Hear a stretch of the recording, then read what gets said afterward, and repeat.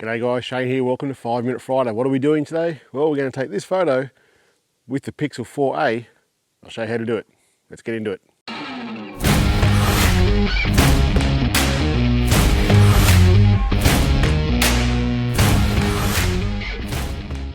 So the Pixel 4a, last week I did a video on astrophotography and comparing that phone to the iPhone 11 Pro. And one of the most common questions I've been asked on different social media platforms is, Shane, how do you do light painting with the Pixel 4a? Well, this is how you do it. If you're new here, check out the description down below. Everything I'm talking about today is in that description. Also, if you're new here, don't forget to subscribe. I do 2 videos each and every week, all about small sensor photography. That is phones, GoPros, drones, all that sort of stuff, and I'll bring it to you each and every week. So, what are we doing today? Well, we're taking this photo. So I was looking through the Google Play Store and looking at different apps that you need to get that might work for light painting. And I really couldn't find anything that had a good review. Some had good reviews, some had bad reviews, but almost all of them had a mixture of both.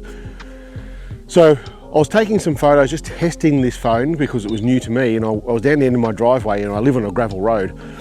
And as I was taking photos of stars, and this is the photo I took, this is the photo I was trying to take, a milk tanker went past because I live in dairy country and there's lots of dairy farms around. So milk tankers, as in the trucks with the big milk tanker on the back, taking milk back to the factory, it was going down the road, and the road's got plenty of corrugations along just in front of where I was standing. So if you have a look at this photo and have a look at the wavy lines, that's actually a truck. That's actually a milk tanker truck that was going down the road. That's why the lines are wavy, is because of the corrugations of the road.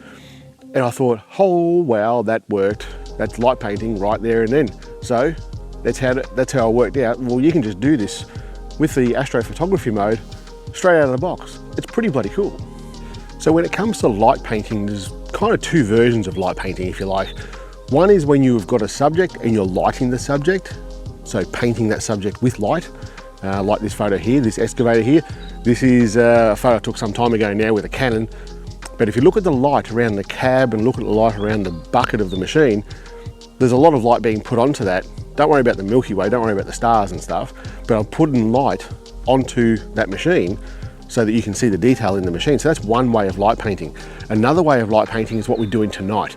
So what this method is making patterns in the dark photo with light. That's it, you're painting a pattern with light. So we're going to need a few things. First of all, you're going to need your phone. The Pixel 4a does it straight out of the box. You're going to need a tripod and you're going to need a phone holder because this photo can take some time to take. Another thing you're going to need is a tool to use for light painting. And in this case here, I'm using fairy lights. You know, fairy lights that you put in little jars or you put around things to take photos with, give it that nice sort of bokeh look. I'll link down the bottom as to where you can get some. And basically I've made this tool myself. You need a piece of string, a little bit of weight on the end of it so that when you're spinning this tool, it will spin out with the centrifugal force, and tape up the rest of the light. So I've put a bunch of these together at the end there, and that gives us a nice bunch of little LEDs. So when we're spinning this thing, there's a nice light going around. The last thing you're going to need is dark clothing. You want to be dressed dark so that you don't turn up in the photo as much as the light. You want to be darker than the light that you're spinning. That's it. You don't need anything else. So how do we actually do this light painting? First of all, this thing here is called a light orb. Some people call it a ball of light. I think that term is trademarked now, so we don't call it that. We call it an orb light or a light orb. Basically, it's a sphere of light.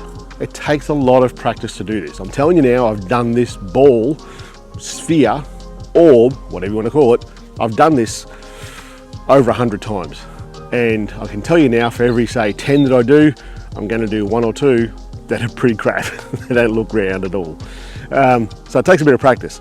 First of all, you're spinning this thing backwards, and as you're spinning it, you're walking backwards. So what I do is I get a marker and I put it on the ground. It might be a set of keys, it might be a coin, it might be anything like that. Put it on the ground and you're spinning this tool backwards and walking in a circle backwards around it. That's it. If you do it any other way, so say for example you stand in one spot and turn around, you will get a pretty bad looking orb. That's it. All right, so I'm just going to start the camera now, and we're going to turn this light off. Touch out in the middle there. You can see there the camera can't focus on anything, so we're going to go into night mode. astrophotography mode. There's the tree right there in front of us. Now touch at the base there so it locks on the focus there, and start the photo. I'll head over here now with the tool and there's the marker. I'll start spinning this now and turn it on.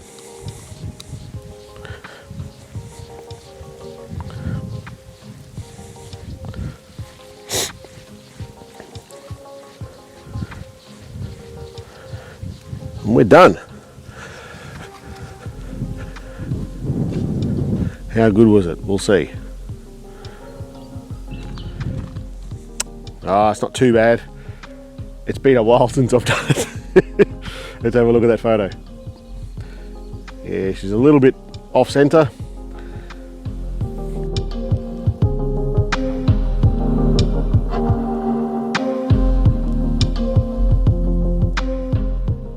So that's how to spin a light orb.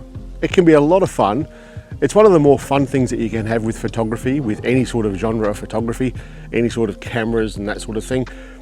You can write names with lights, you can make patterns with lights, you can do some pretty cool and funky things just with light and light painting. There's certainly lots more to learn about mobile photography. If you head over to phonephotoschool.com.au, go down the bottom, subscribe to that channel, and you're going to get a free ebook about 6 ways to make more creative photos with your phone. That's all free. When you do that, you'll be redirected automatically to another page on the website, and it's going to give you 3 free presets for Snapseed. Can Snapseed do presets? Absolutely it can.